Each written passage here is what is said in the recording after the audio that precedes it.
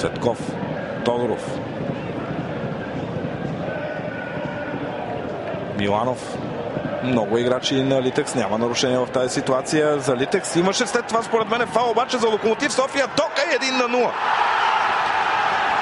Ще видим на повторение дали има нарушение в полза на Локомотив София. Така или иначе Литекс открива резултата в 85-та минута.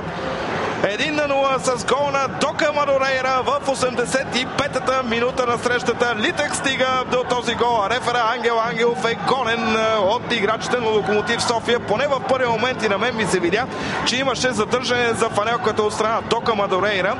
При тази атака ще видим на повторение, разбира се, отново тази ситуация. Ето още веднъж как Цветанов пое топката, няма нарушение срещу него. Определено. Ето момента е дали Цветанов след това извърши нарушение преди топката да стигне до Дока. Да видим още веднъж. Ето как Цветанов губи топката. И това е момента, в който Цветанов задържа за фанелката Иво Иванов. Това обегна от очите на арбитъра или пък просто Ангел Ангелов прецени, че няма нужда да бъде отсъждано нарушение в тази ситуация. В последствие лесното остана за Дока Мадурейра, който успя да открие резултата в 85-та минута на срещата. 1-0 в полза на Локомотив София. Жълт картон за Иво Иванов, човека, който беше замесен най-много в тази ситуация. Ето още веднъж повторение на тази спорна ситуация. Определено нямаше нарушение срещу Миланов. Въпрос е реакцията след това на Миланов срещу Иво Иванов, която определено, поне според мен, можеше да бъде отсъдена като нарушение.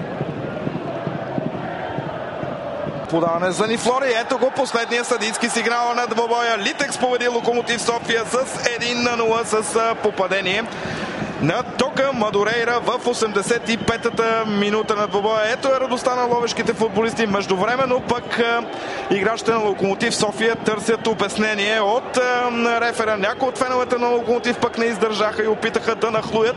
И сега се опитват да направят и някакъв бой с полицията в техния сектор. Играчите на Локомотив София междувременно пък са обградили главния арбитър на двобоя. Един арестуван фен виждаме.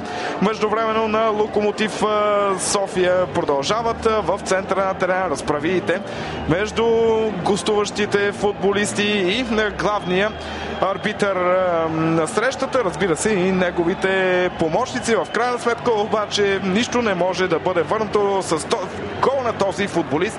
Дока Мадурейра в 85-та минута. Отбора на Литекс спечели срещу Локомотив София. Ето ги феновете от София, които опитват да щупат една ограда на стадиона. Сега играчите на двата отбора отиват към своите фенове. Междувременно още един задържан фен на Локомотив София в близост.